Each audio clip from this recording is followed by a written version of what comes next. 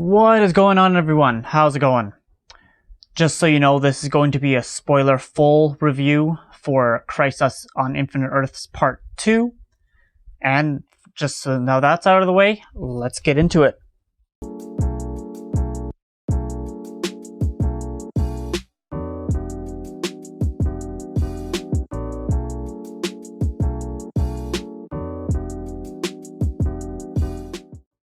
Whew. Yeah, so episode 2 now done. This one was definitely interesting too. Especially with holy crap, Kevin Conroy showing up as Batman. Like seeing him in the full like metal suit, like that was something that was definitely bizarre. And then, but like instead of him just being like the voice actor, as we know, like from Batman the Animated Series, I don't know. I think it was pretty cool. I'm not a huge Batman fan. He's not my favorite comic book character, but I think it was still pretty interesting to see. But I like how this episode. I'll touch on that a little bit more. But I like how this episode started off. Like, we know that. So, Ollie died. So what do? It starts off right coming up from where Oliver is dead. So, what do we know about characters that have come back to life on Arrowverse, Arrowverse or anything DC Comics related? Boom, the Lazarus Pit. It's been used before in the Arrowverse. So, of course, they find a way to make it work for this. I like how there was definitely like the warnings of like, you may not want to do that because like everyone that's come back has been fucking insane. Like they've been losing their mind coming back to life via the Lazarus Pit.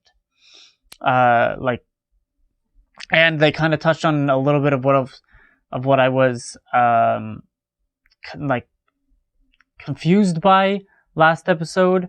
It's the fact that there were no legends. Like, how come the legends weren't there? But I liked that. I don't know. They kind of did. Sarah gave like a kind of throwaway line of like, "Oh, I promised them no more crossovers." Like, as in kind of like breaking the fourth wall / especially since they said during the previous crossover, like the legends weren't there, and in their own show, they even said, "Oh, it's just time for their annual crossover," like kind of breaking the fourth wall, but they still did include some of the legends. I like how on this version of the legends they brought in, so they didn't quite get Captain Cold, the actor, to show up, but they at least got his voice. So instead of having Gideon as the AI that's running the ship on, I think it was Earth 76, 78, something like that. For this version of the Legends, it was just Roy living on the ship. So we already had Sarah and Ray. So now we have at least the Roy, and now Constantine showed up too. So you have most of the original kind of still alive cast from the first season of Legends. You don't really have any of the newer characters, so but that's okay. They'll blow over it slightly when they introduce Legends of Tomorrow, the first episode when they kind of air, probably. But oh well, I'm not complaining. Constantine's my favorite of the Legends anyway, so I like his mood. I like how they were like, well, if you're gonna do this, they kind of have to bring Ollie's soul back as well. And Constantine's like, I guess so. If it's possible, I will. Like, it was good. And they still had the same thing, and just has his cigarettes. Like, and that's the way to start the spell. And Barry's just like, do you really need to have a smoke right now? Like, come on. But and I like the determination of Ollie's daughter just being like, no, let's go. I'm doing this. Let's get into it. I'm saving my dad. Like, he has to come back. So, skipping forward all basically to the end, he is alive now, which I will touch on again a little bit more. But yeah, that's interesting. I knew that very first episode wasn't going to be enough just for his death. Like, it wasn't going to be there. Considering, again, Oliver Queen is basically one of the main people of the show. But, okay, so now, as we saw just before Crisis started, there's a little end cameo at the end of Supergirl. I do believe that Lex Luthor is back, because he died previously in Supergirl in the show. So he, now based off of information again, so tying it back a year ago, they had the Book of Destiny. So Lex Luthor, of course, gets a hold of this book, and his destiny is to go and wipe out all Supermen of all remaining Earths. Because, he's always hated Superman, which is definitely an evil Lex Luthor style plan. So that gets us kind of jumping back and forth to different Earths, different versions of Metropolis slightly and everything. First one they show up on to, he's already succeeded, and it's the classic Superman's cape. So basically it's a news report of what happened. He died, but it's the Superman's torn cape, torn to shreds, and it's the death of Superman cape. But even though that's technically from Doomsday, but still, that makes no sense. And they jump to another random number Earth. I don't remember the number, but and they get Smallville, like the OG Tom Welling Superman. He's got a little gray hair. He's a little wispy, but he's still friggin' jacked. Like I don't know. It was a good appearance. I liked his appearance. Like, instead of it just being a slight little cameo, they still played out his character a little bit. He isn't like coming back into TV and coming back into acting and everything like that, but it was enough for it to be more of just a cameo, but still playing enough of a role where it gets the fans, like myself. I don't know, Smallville was a really good show back in the early 2000s, so I really liked it.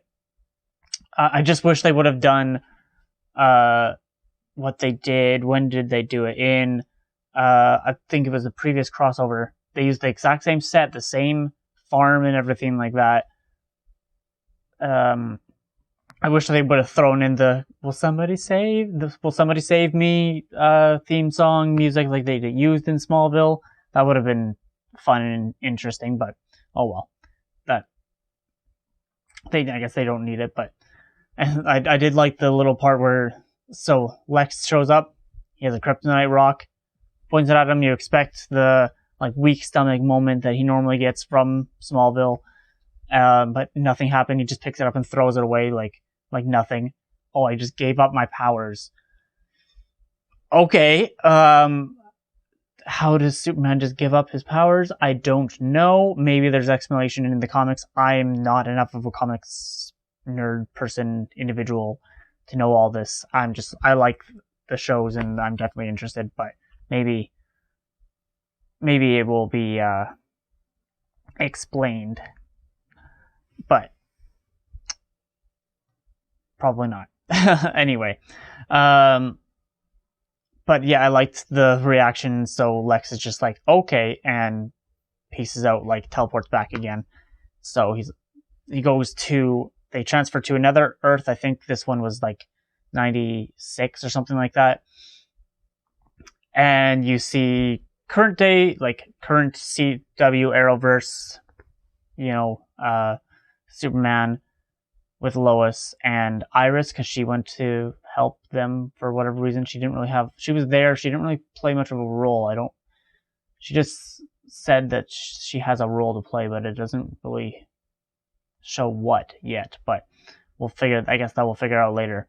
But yeah, I really like that they threw in Brendan Ralph's Superman, he's just, you can tell that it's that classic, kind of like in the Shazam movie, the classic, like, super beefy, super padded muscles and everything like that, like, way more than, well, Brandon Routh is shaped, he's pretty he probably worked out and added muscle for, especially for this role, getting back into shape like this, but you can tell that they added some quite a bit, but it was still cool. But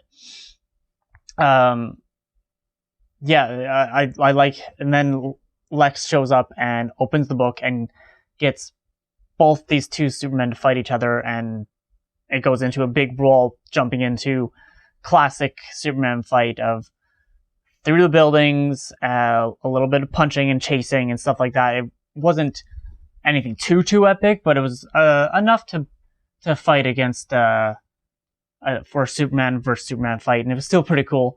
I like how this version's, like, this Earth Superman, like, because they're slightly different, the heat vision was a different color, it's slightly different texture, like, it looked a little bit different, just to show, because he's basically like Superman from Superman Returns, like the movie, like that's the Superman he's referencing, so the graphics would have been a little bit older, so it's a little bit different, so, and there's just different stylized, so they made it a little bit different to make each character, each Superman, a little bit more unique, which is still cool. But then this Earth's Clark, so what like Clark's Lois tells him about love and blah blah, and it gets back into his mind because they're holding the book again. Whatever. Yeah, it's just that it gets into, so that was a pretty good like fight and everything. Yeah, I liked the introduction of Batman there. He, like, it was interesting. Kevin Conroy, again, I like I said, I'm not huge into the Batman TV show. When I was a kid, I didn't really watch a whole lot of it, but I think this was still cool. I got the impression that this, like, suit of armor that he was wearing, or not armor, but this mechanical suit, was basically, I figured it to be Bane, because it was sort of a lot of emphasis supporting his back, and Bane is the one that's known to have broken Batman's back. So then they go in, and Supergirl is talking to Lucius, super jacked, super, like, hunky looking version compared to Earth 1's, like, nerdy guy, but, you know, of course, again, they have to change it a little bit, but, and just noticing all the little, like, pieces. You see the Joker's playing card covered in blood, you see the Riddler's staff, you see a snow globe, so, not Captain Cold, Mr. Freeze, and then he just has all those souvenirs from his victories or whatever. Pans up, and you see glasses with, like, a bullet hole in it, and, like, oh, and that was from when he defeated Superman. Like, holy shit, this version of Batman, like, succeeded in Batman vs Superman, basically. Like, so he would have shot him, I'm guessing, with, like, a kryptonite bullet or something, like, and it actually killed this version of Superman. So, like, that Batman he's pretty dark, which is interesting, but it was a good kind of tie on that, on the character. I liked it. But yeah, and then we jump back to the Legends ship. Oh no, before the end there, it showed goes back to Earth again, whatever number it was. For some reason, this Earth, I think it was 18. This Earth is still in, like, the 1800s era or something, basically, or because they're in, like, North Dakota, and it shows, and they reintroduced Jonah Hex, which is pretty cool, because Jonah Hex is a cool character, but he didn't have his scar on the side of his face, because he's there protecting the well, protecting the Lazarus pit. But, you know, he gets his ass kicked, and then I liked the line from from Sarah, how she has him in like a rear naked choke, basically, has his knife up to his cheek, and she's just like, well, you're gonna get this scar eventually, because he didn't have it for whatever reason. So goes up and starts cutting his face. That was kind of cool little tie-in to throw in another character again. So that was neat.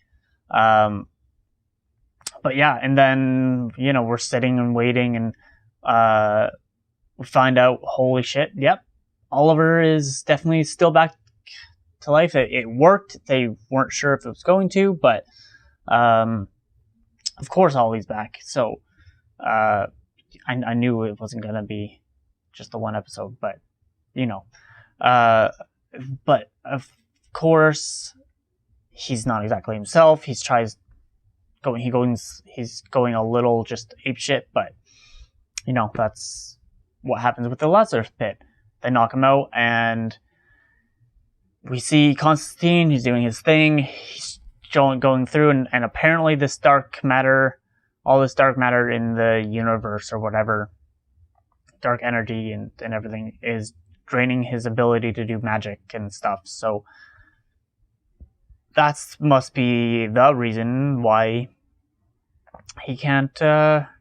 That's the reason that he gives for not being able to get Ollie his soul back. So don't know what we're gonna do, but I guess we'll find out a little bit later again. So that's gonna be good when they actually figure it out, because eventually something will happen. Barry will do something, I guess. I don't know, but they'll save him somehow. And yeah, this was then we go back and we find out that then there was, of course, back onto the ship. You see both the Atom and the Superman, of course, side by side, talking and seeing that they're identical and everything. So it's pretty cool to see that. But again, just from trailers and hype and everything like that, we knew that was going to happen anyway. So, but it was still just that one little neat moment. I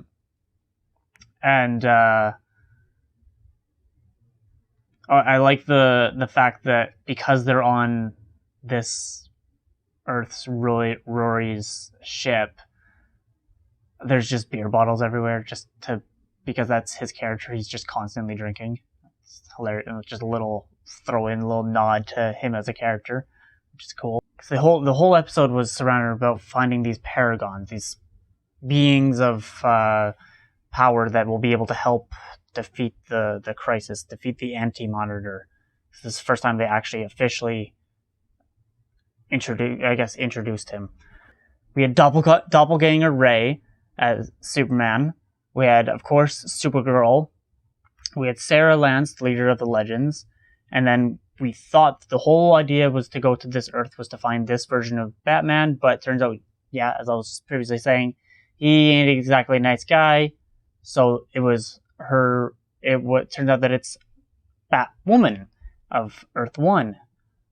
So, of course, these four are the main ones, Of course, Batwoman, too, because they have to give as much hype around her as possible, because she's only in her first season, and they need to get going. So, now into a bit of the negativeness of this episode is that it kind of felt a little bit, even though it was cool, I liked all the introduction of the characters, of everyone and everything, but I found it to be a little bit of kind of like a filler episode, because the first one, but every crossover always has that little bit of a feel to it. It's still really exciting, but they technically didn't even need any of the story that they showed here. Like, other than getting Ollie to the Lazarus Pit, that, even though that was the lesser story, that was more of the B story. It technically, for the crisis part, is the only part that really made sense, because they already, and I guess going to get this version of Superman, but they could have found I don't know, there could have been a different way of doing it than having all these other characters and everything, because they already had Batwoman there, Supergirl there, Sarah already there, so there was 3, and then they just had to figure out a way of getting this version of Superman. For some reason, this Superman is more important than the one that they already have, but whatever, who knows. I liked the introduction there. So, but getting to the Lazarus Pit, I think, is probably the more important part. Bringing Oliver back to life was more important, I think, because, again, Arrow is the main show. It's the first one. It's on its last season. He's going to have to be the one that ends it all, saves it all, does everything, most likely. That's how they're going to wrap it around, make it into a big bow at the end. But yeah, that is what I thought of episode 2 of Crisis on Infinite Earths. If you didn't get a chance to check out my reaction to episode 1, it'll be right there. And I will have a reaction coming out for the next episode. Stay tuned on this channel for more of the podcast. I'm going to be talking about Infinite Crisis a little bit more on the podcast, and Jayden and I are going to be doing a little bit more on this one, so keep your eyes and ears open for that. Again, let me know what you guys thought of this episode and maybe of the first one. Comments below. As for now, I'll talk to you later. Bye.